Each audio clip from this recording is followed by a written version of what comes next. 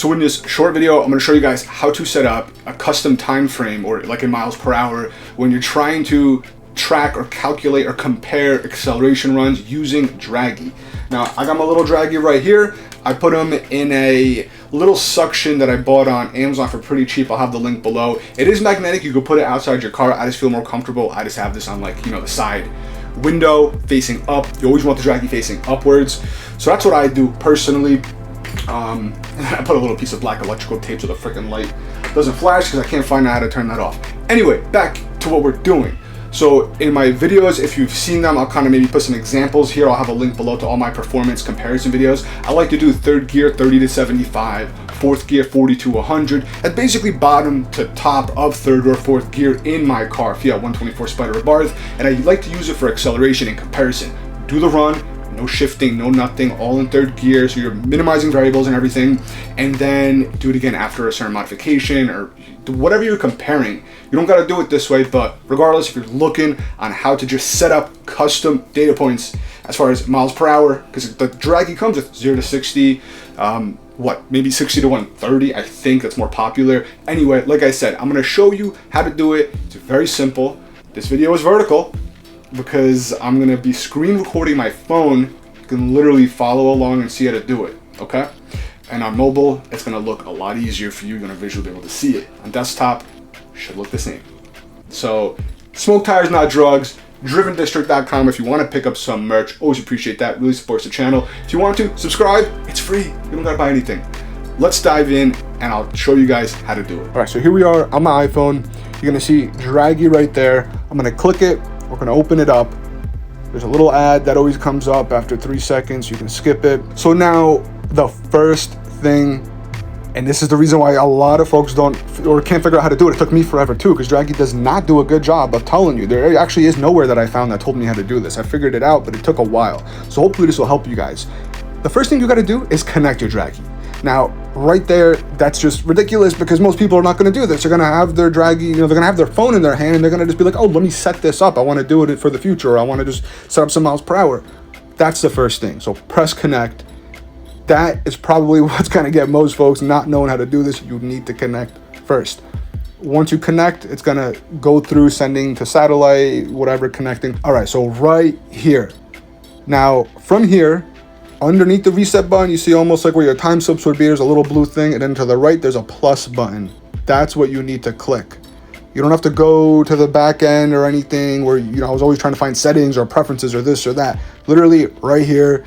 Oh, look at me. I'm freaking sitting down. I'm going 7 miles an hour. So right here, you go to press the plus button. And by default, you're on default. You see 0 to 30, 0 to 60, 60 to 130. These are all the parameters that the Dragy comes with by default that you can check off if you don't want to or check on. But on the right top-ish area, you see custom mode. That's where you click. And that is where you go to add your own custom stuff. Now, I have a lot of stuff because I do a lot of different types of performance data comparisons and everything to keep track of stuff. But once you're in custom mode, all your custom ones that you set up will be here. And on the top right, you press add. If you want to add a new one, you could do it by distance in feet or speed. For mine, they're all speed because I'm trying to do testing from a certain mile per hour to another mile per hour. At this point, you put your start, you put your end, you press save, and it's going to be right here under custom. And then when you're done doing a run, you can go to those. So now that I am connected, let me show you. So if I go to me and then I go to history, and by right here, it's going to show you the default ones, and then you press custom mode on the bottom, and it's going to show you all the different custom modes, as well as when you're doing a run, like on your front screen over here, you're going to be able to see your time slip that shows up, and it's going to show all your custom runs in there too. Now, the problem is that I noticed, and if anyone else knows how to pull this information up, you let me know. But basically, if you're doing a 0 to 60 run, you cannot see your 60-foot time. I find that pretty dumb because your 60-foot time is very relevant to anything, you know, as far as launching, if it is 0 to 60 or a quarter mile. Now, I'm going to show you an example. What I noticed is if you look at your quarter mile time, 1/8 mile or whatever, your 60-foot time is there. So I did find a way around this. So I want to keep this in mind. For some folks, if they're doing 0 to 60 and they're not using screen recording, because if you screen record, you see your 60 foot. When I say screen record, I actually mean like, you know, on the top left, there's a camera here. You can use the in-app video. So not screen record, but videoing your run. If you're videoing your run and you have the 60 foot checked off, it'll give you that on screen. But most folks might not be using that, or if they want to look at it just through the app here, I'll show you what to do. So if you go to, on the bottom right, go to me, then go to history. Now, if we go to 0 to 60 runs, all right, the let's, for example, the 6.2s and 7s and stuff is from the Fiat 124 Spider. For the hell of it, let's look at the Golf R. The 3.75 was my best one. So if I click 0 to 60, it shows 3.75 seconds. Nowhere on the bottom there does it give you your 60 foot time. It gives you your 1 foot rollout, your other 0 to 10, 20, 30 increments, but no 60 foot time. So the way around this, 8th mile is easier to hit. Not everyone's going to be able to hit a quarter mile. You might be going 0 to 60 and then slow down, but most of the time you're going to hit that 8th mile even as you're slowing down. So what I like to do, you go back and say, okay, 3.75 seconds. That was done on 11/5, so November 5th, 17:59 is the timestamp.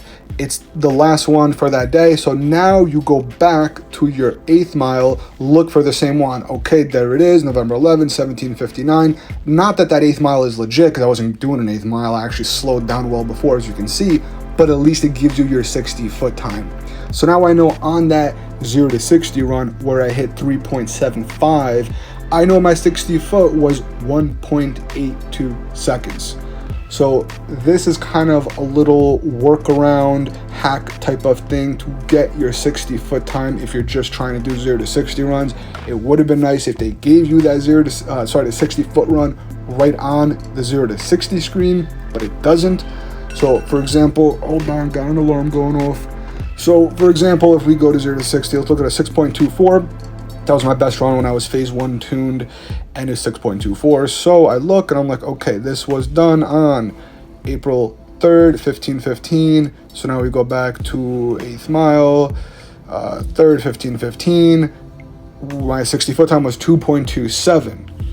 Again, 8th mile isn't accurate because I slowed down, but at least we can see what the 60 foot time is for that 0 to 60 run.